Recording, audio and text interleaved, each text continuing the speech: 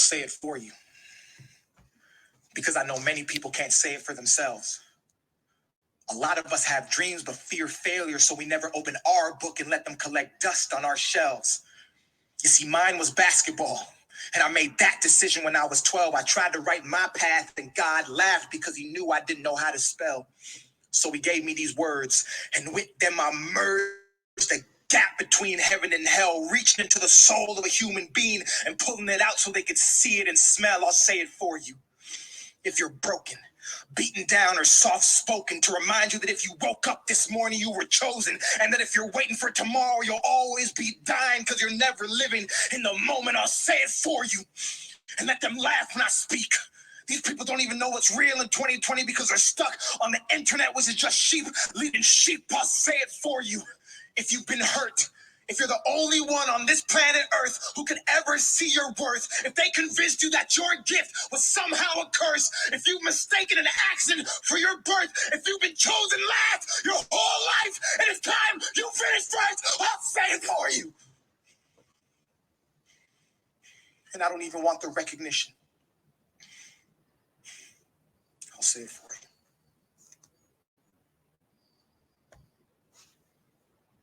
Compliments to my man Dax. He's a hell of a poet.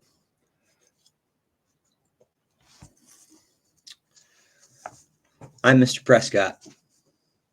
I'm here to speak about the things that we don't want to talk about, the things that matter, the things that we all fear. Title of this episode is False Evidence Appearing Real. There's a lot of times in our life that we get afraid, and it's for good reason. Scared of the unknown. It's a good reason to be afraid, I suppose. But it has to come from somewhere. There has to be a reasoning behind it. Evolution itself designs flora and fauna to survive in the best atmosphere and to thrive if they possibly can. Fear, to the best of my understanding, would be an innate ability to sense danger before it becomes fatal. I'll say it again. Fear is the innate ability to sense danger before it becomes fatal. And some fears are very valid. You know, fire, poisonous animals, your mother-in-law, all completely valid. They're there. But in today's society, we have a far lot less to fear when it comes to saving our own selves, whether it be feeding ourselves or from dying of thirst or war, extreme poverty, things of those nature. I know that there's people out there struggling, absolutely deal with that every day. I think about them. The vast majority of us, however, are quite rewarded for living in the nation that we live in. And so a lot of the fear has to do with social anxieties and social standings. The way people might look at us, the way we look at ourselves, what other people might think about the people that we are. You know, and a lot of those things do have to be examined. But if we take too much time to literally look at other people's opinions and take it as evidence, then that's false evidence. And then if we believe ourselves, then it's just evidence. So under what circumstance do we take the time to realize which is false evidence that appears real, or what's false evidence that we are rearranging?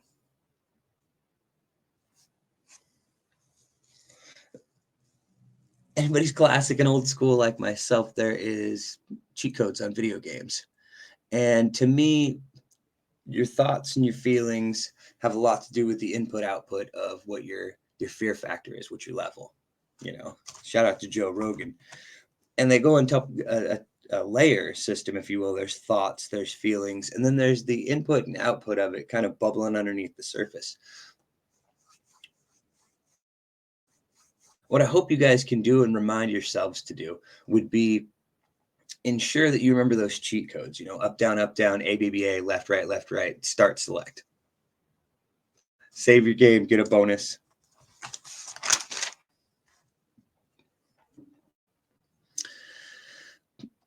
Even though we know what cheat codes are, how to use them, there comes a time that we have doubt. The doubt in your mind can become cloudy. It can make your vision blurred. It can make your thoughts scattered. Feel like electricity going on in your head. But what do we do with it? And how is that opposite of fear? Because fear itself is literally just, again, like I was telling you, the innate ability to sense danger before it becomes fatal.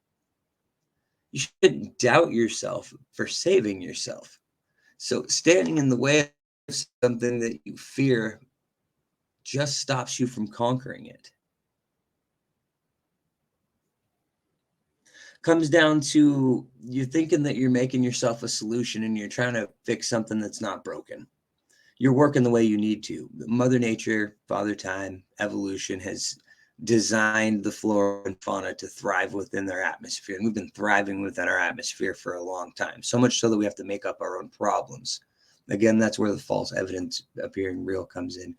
Doubt seeps in. Let's relate it over to a new one-stroke engine. I was reading about this in Spain. It's 120 horsepower, 500 cc displacement. It's only 77 pounds. They fit it into a Mazda X5. The benefits are that it is compact and affordable, but the deficits are it's relatively unknown and it's lacking raw power. The fact that you're trying to sit here and tell me that there is such thing as a one-stroke engine that actually works for longevity's sake is telling me that your candle will last twice as long if you burn it at both ends. Run that one back.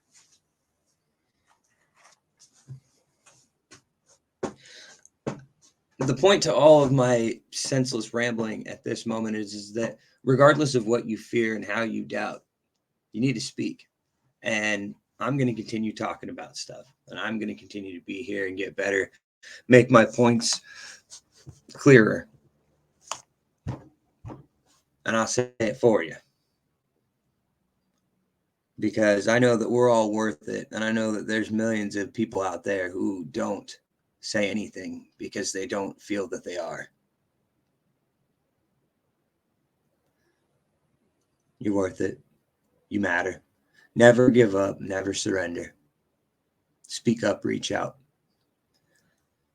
Many a times I've been moments where I've not wanted to be here, so to speak. That is a discussion for a later term. If you know that you're worth it and you think about self-worth as a whole, then it just makes sense. But if you're like me, growing up with people who didn't necessarily support everything that you did, and you had to get your own swagger, is what I like to call it. Sometimes it comes at a cost of being arrogant, and you lose your self-worth in trying to be the tough guy.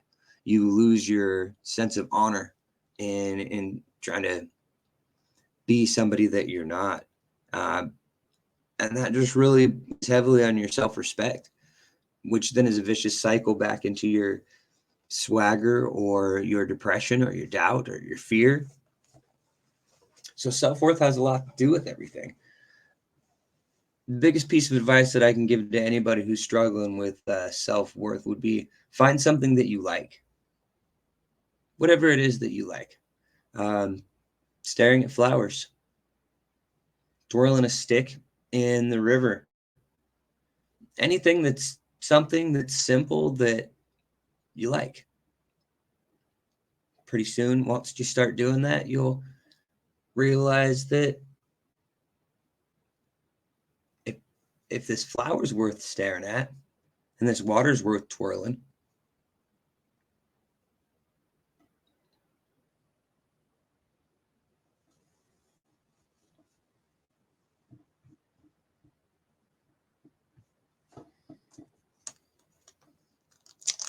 having a sense of adventure is also good.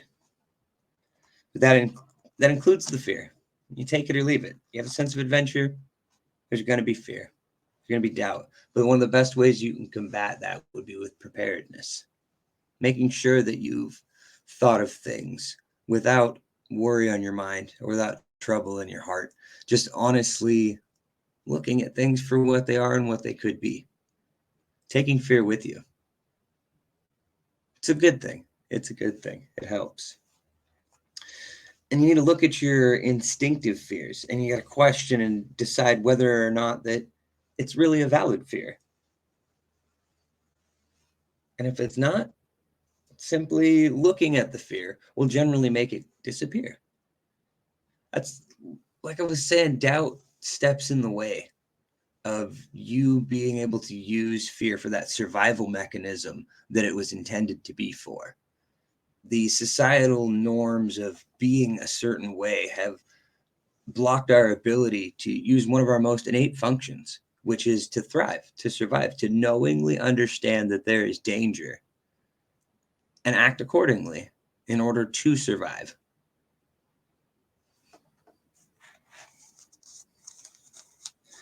Leads me to a quote that I wrote down a while back, and it's investigation into the human enigma begets secular definitions of understanding. The more time that you take to think about humans and the way that they think, the more ideologies come forth with their own bracket of truth and understanding.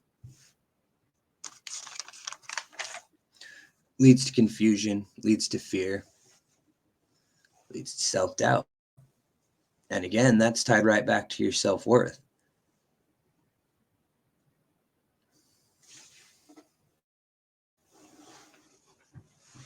So that leads me to ask the question to you. What are you worth to yourself? Are you worth more than your fear? Can you handle your doubt? Do you know where to put it? Is any of this even making sense to you? Well, if it is, or if it isn't, I'm glad I spoke, and I'm glad I had the chance to say something to help me feel a little bit better. And along the way, I really hope that you guys can take the time to reach out and say something. If none of this is making any sense to you, it's probably because I'm pretty afraid to be doing this show in the first place. I want to be here to help people. I want to be here to listen. I have a hotline. I have email. Everything is encrypted and anonymous. I'll never share any of your information. I just know that there needs to be somebody, something to help the folks who never got the support in the right ways to be able to express themselves without having swagger or being afraid. If you want somebody to talk to, please reach out. Please talk to somebody, anybody.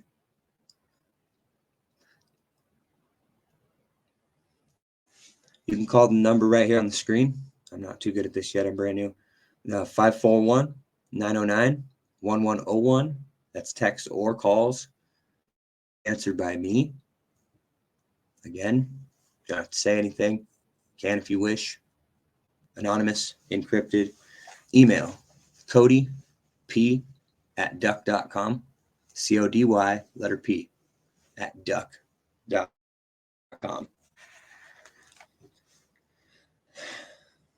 I'm going to leave you with another song that has really impacted me and made sure that I understood the importance of being, helping me to understand my self-worth.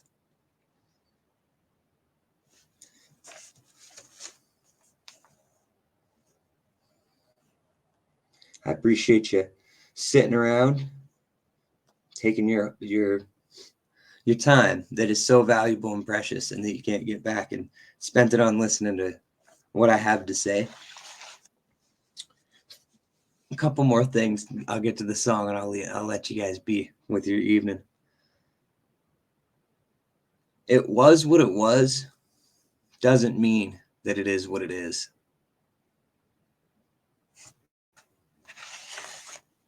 Love that saying. Just like I said, still doing some old school tech here, so I appreciate you lugging along with me.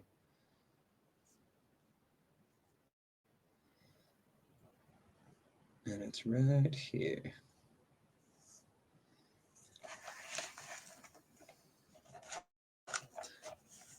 We'll listen to it together, and I'll bid you adieu right after this.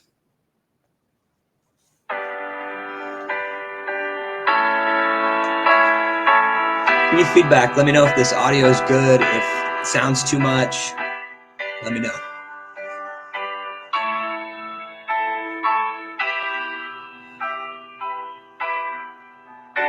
It's not the liquor I'm addicted to, it's feeling brave. The feeling of not feeling the pain. I've been on and off the bottle. I put oxys up my nostrils. Believe me, you do anything to breathe before you suffocate. I couldn't stop it. Staying clean was not an option. I was trying to be myself, but being me was such a problem. I just wanted to be Thomas, but Thomas was at the bottom of a hole he dug and getting comfortable inside a coffin. He locked it and swallowed the key. Caught up, forgot all his dreams. Robbed at a common, became embalmed in a toxic routine.